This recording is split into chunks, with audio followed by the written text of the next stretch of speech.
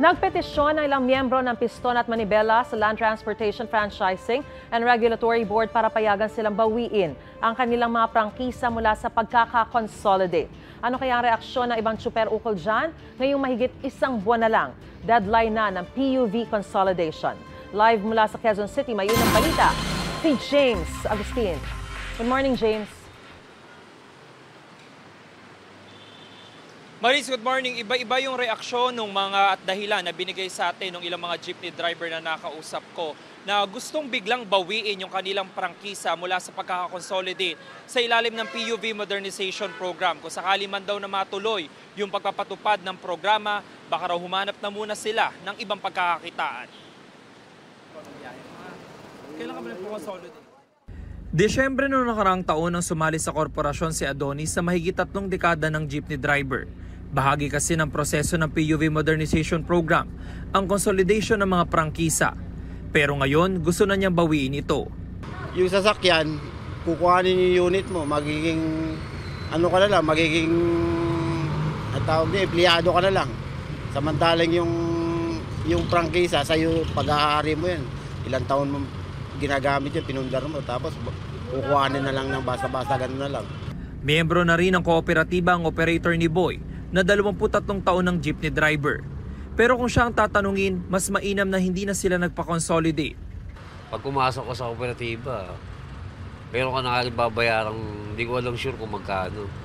Pero may babayaran ka kagad, hindi pwedeng wala. Hindi gagana yung papel mo pagka hindi ka nagbayad. Kahit sabihin natin luma yung jeep, kondisyon naman itong jeep eh. Kung ako nga talaga tanongin, ayoko ng modern. Sa April 30 na ang deadline ng consolidation para sa PUV Modernization Program. Kapag hindi nagpa-consolidate ay tuturing ng kolorum ang PUV at hindi na makakabiyahe.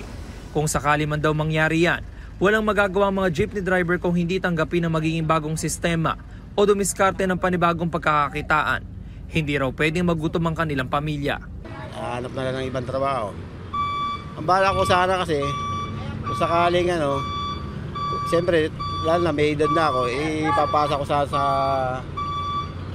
sa anak ko, siya na lang magtutuloy. Kaya lang sa nakikita namin sitwasyon ngayon, parang hindi maganda ang pamamalakad ng LTFRB. Mag-iba ng trabaho. Pwede naman ako kasi meron naman akong kahit pa may naipundar akong motor. Pwede ako mag-iba ng trabaho. Delivery rider, gano'n? Pwede.